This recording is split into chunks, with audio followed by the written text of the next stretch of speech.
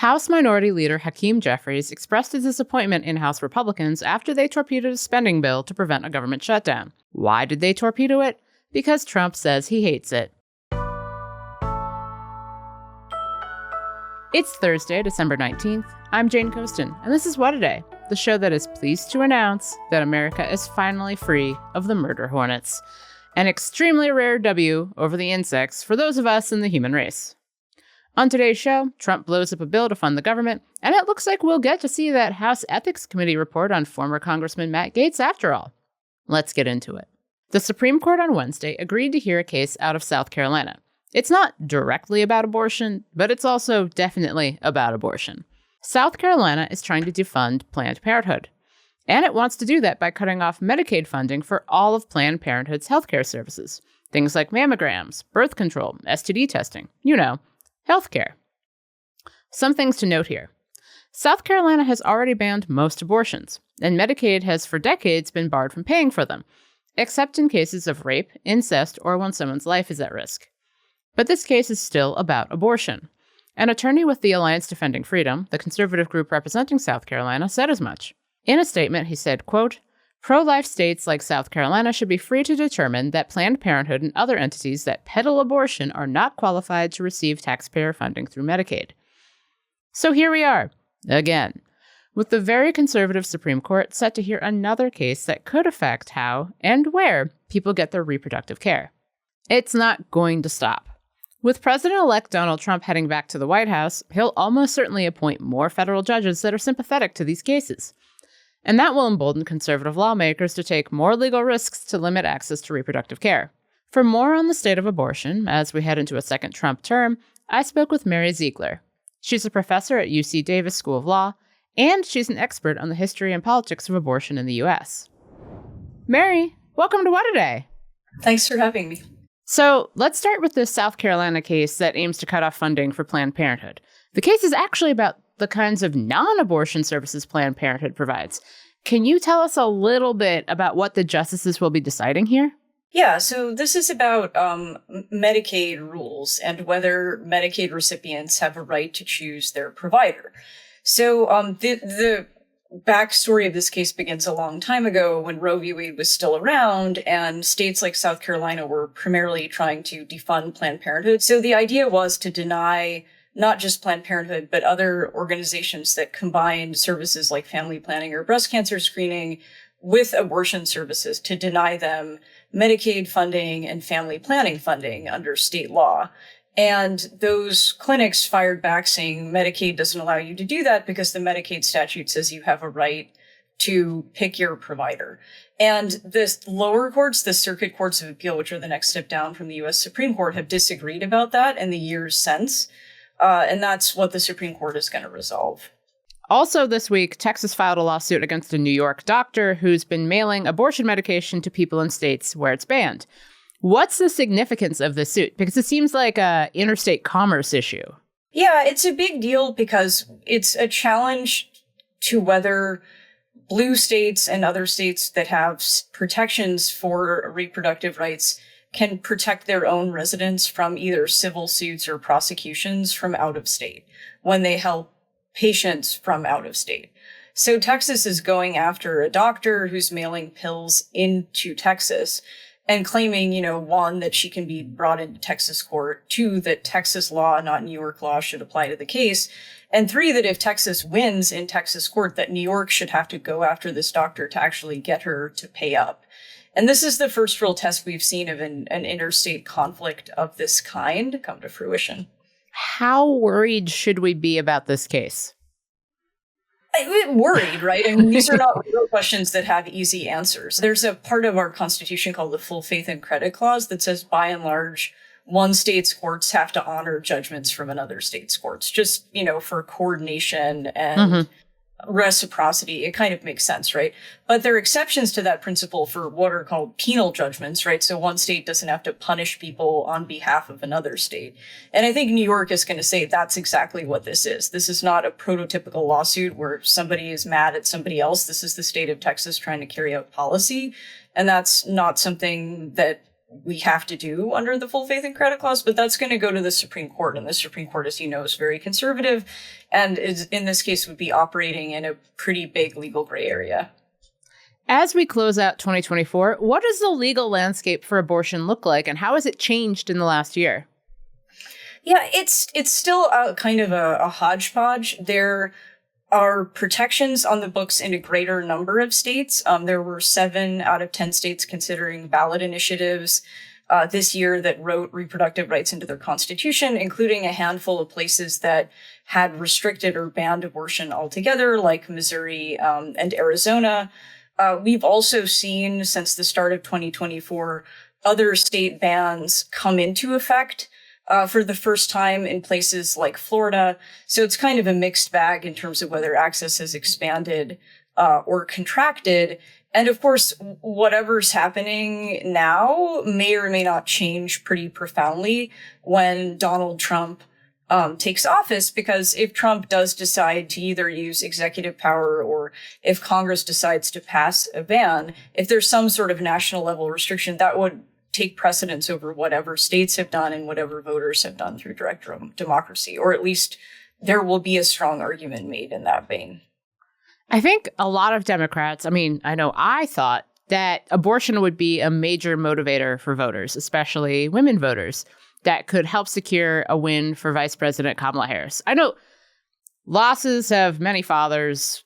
It can happen. But why do you think that didn't work? I think, like you said, it was a combination of things. I think voters were prioritizing, inflation or the economy, but I think it was also a combination of the fact that Donald Trump convinced voters that he wasn't going to do anything to limit access to abortion or IVF or other services at the national level. And so I think voters felt they could split their votes, for example, between a ballot initiative for reproductive rights and Donald Trump. And so the interesting question, I guess, is, one, what Democrats do with that. Do they sort of look at this and say, well, abortion isn't a great issue for us, so we're going to go back to not talking about it? Do they wait and see what happens in the new year when there's going to be like an onslaught of weird lawsuits like the ones we're already seeing, and see how voters react if their lives are impacted? And I think it's definitely too soon to say abortion wasn't the issue Kamala Harris thought it was. I don't know if Kamala Harris messaged it the way she needed to, and I think Donald Trump did a good job messaging it. I don't know if he can control reality in a way that will make this states' rights argument resonant for much longer. Yeah, as talking about Trump, we've seen the effect his judicial picks have had on access to abortion. Hello, Dobbs. What could 4 more years of Trump mean? Well, at a minimum, it's going to mean a lot more judges who are going to do a lot more things like Dobbs. There's no question that Trump is going to nominate people to the federal bench and probably to the U.S. Supreme Court who are at least as conservative as the current justices are on reproductive issues, and probably more conservative. What else the Trump administration does is, I think, more ambiguous, because there are plans by anti-abortion groups for Trump, for example, to resurrect the Comstock Act, which is a 19th century obscenity law, and to kind of turn it into an abortion ban that it was never understood to be, to use it to restrict the mailing not just of abortion pills, but abortion-related paraphernalia. That could happen under a Trump Justice Department. There are plans for FDA to, under a Trump administration, limit telehealth access to abortion pills, or even a secretary of HHS limiting access to telehealth without FDA going along. It's a little less clear how much of that is going to be a priority for Trump. We really won't know how much of his campaign messaging about states' rights is real until the moment arrives. So I think we won't really know if it's going to come just from the courts, or the courts and the executive, or even the courts, the executive, and Congress until 2025 rolls around. I think something that's been interesting to see is how, as abortion restrictions have increased in a number of states, Americans are more likely to be pro-choice. Like, that's what the polling shows. So where do you see the abortion debate heading in the next few years? Because clearly it's not going to go away. Yeah, I think that there's a real risk that Republicans think they have a mandate on abortion rights that they don't really have. Because as much as people have been upset about Dobbs, they've also operated in a world where there were ways around DOBS, particularly for people with resources, right? Like you could travel out of state, you could order pills online. Of course, those options were not available for people experiencing pregnancy complications in red states. They weren't available to people without resources, but for a lot of people, they just really weren't living in a reality that entirely felt like Roe was gone in the way it did for a lot of other people. And if that starts to change, I think the backlash will be much greater. There'll be many more people experiencing it. So I think the question is whether Republicans kind of read the room and don't push that far, and whether state level Republicans who don't have to read the room in the same way because they have absolute political security don't care about throwing people in congressional races potentially under the bus by pursuing things that would be unpopular. Mary, this has been so helpful. Thank you so much for joining me. Thanks for having me. We'll get to more of the news in a moment, but if you like the show, make sure to subscribe, leave a 5-star review on Apple Podcasts, and share with your friends. More to come after some ads. Why Today is brought to you by Aura Frames. Isn't it funny how the people we love the most are often the hardest to shop for? Luckily, there's one gift that everyone on your list is sure to enjoy, an Aura digital picture frame. Wirecutter called it the best digital photo frame. I took so many pictures this year. Thousands of pictures. Some pictures I absolutely want to share with my family and friends. And Aura Frames are the absolute best way to do that. Save on the perfect gift by visiting auraframes.com to get $35 off Aura's best-selling Carver matte frames by using promo code WAD at checkout. That's auraframes.com, promo code WAD. Terms and conditions apply. What Today is brought to you by Rocket Money. Thanks to Rocket Money, your financial goals can feel achievable this new year. Rocket Money is a personal finance app that helps find and cancel your unwanted subscriptions, monitors your spending, and helps lower your bills so you can grow your savings. Rocket Money has over 5 million users and has saved a total of $500 million in canceled subscriptions, saving members up to $740 a year when using all of the app's premium features. Cancel your unwanted subscriptions and reach your financial goals faster with Rocket Money. Go to rocketmoney.com/whataday today. That's rocketmoney.com/whataday. Headline. House Republicans have now unilaterally decided to break a bipartisan agreement that they made. House Republicans have been ordered to shut down the government and hurt everyday Americans all across this country. House Minority Leader Hakeem Jeffries expressed his disappointment in House Republicans after they torpedoed a spending bill to prevent a government shutdown. Why did they torpedo it? Because Trump says he hates it.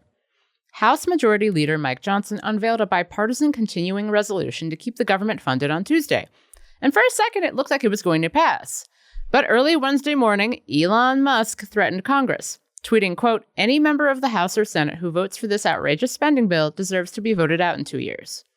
His sentiments were echoed shortly thereafter by President-elect and soon-to-be poster-in-chief Donald Trump and Vice President-elect J.D. Vance. They released a joint statement essentially calling for a government shutdown. Trump also wrote on Truth Social, quote, "Any Republican that would be so stupid as to do this should and will be primaried." Congress has until Friday night to pass a funding package and avoid a shutdown. One bill that did pass Wednesday was the National Defense Authorization Act. The defense funding bill passed despite the Democrats' disappointment with the inclusion of an amendment that takes away coverage for gender-affirming care for children of military members. The bill gives pay raises to junior enlisted service members and increases military spending to $895 billion. Senate Majority Leader Chuck Schumer said overall, he's happy with the bill. Everyone knows this NDAA is not perfect, but it still takes a strong stand against the Chinese Communist Party. These are things that I've pushed very hard for. It boosts the use of AI for our national defense, another thing I care a lot about, and expands tech innovation programs for communities across the country. At least Congress is passing something. In a stunning reversal, the House Ethics Committee voted to release its investigative report on former Florida Representative Matt Gaetz. The report details the committee's findings regarding Gaetz's alleged sexual misconduct, drug use, and other questionable behavior during his time in office. The panel initially voted to keep the report private in November, when Gaetz was still in the running to be President-elect Donald Trump's Attorney General. But the Ethics Committee voted on the issue again behind closed doors earlier this month. Gaetz responded to the news on Twitter. On Wednesday, he denied the claims made against him, saying, quote, "It's embarrassing, though not criminal, that I probably partied, womanized, drank, and smoked more than I should have earlier in life. I live a different life now." House Republican colleagues also rushed to defend Gaetz on the Hill. Representative Tim Burchett of Tennessee downplayed the report's significance on CNN. Do you think this is revenge? It's a revenge tour, and they're not winning because Matt's already got a new job, and he's doing well, and he's married to a beautiful woman. So it was wonderful, and I wish him well. He's married to a beautiful woman now, so it's okay. The report on Gaetz is expected to be released after this Congress adjourns this week. And a reminder, if you get up to alleged nonsense in your 30s, it still counts. California Governor Gavin Newsom declared a state of emergency Wednesday to expedite the state's preparedness and response to bird flu. Newsom's emergency declaration follows the detection of bird flu in dairy cows in Southern California. A company there issued recalls in November after the virus was found in samples of its raw milk. In related news, the Centers for Disease Control and Prevention announced Wednesday a person in Louisiana was hospitalized with a severe case of the H5N1 virus. However, this case was linked to a backyard flock, which means it was not transmitted by commercial poultry or dairy cows. The CDC said it's, quote, "the first instance of severe illness linked to the virus in the U.S." More than 60 human cases of bird flu have been reported in the U.S. since April, with over half in California. But the CDC says there has not been any person-to-person spread. The story about hundreds of mystery drones, maybe, in the Northeast that nobody knows anything about just keeps getting weirder. On Wednesday, President Joe Biden addressed the phenomenon for the first time, telling reporters the drones are, quote, "nothing nefarious apparently."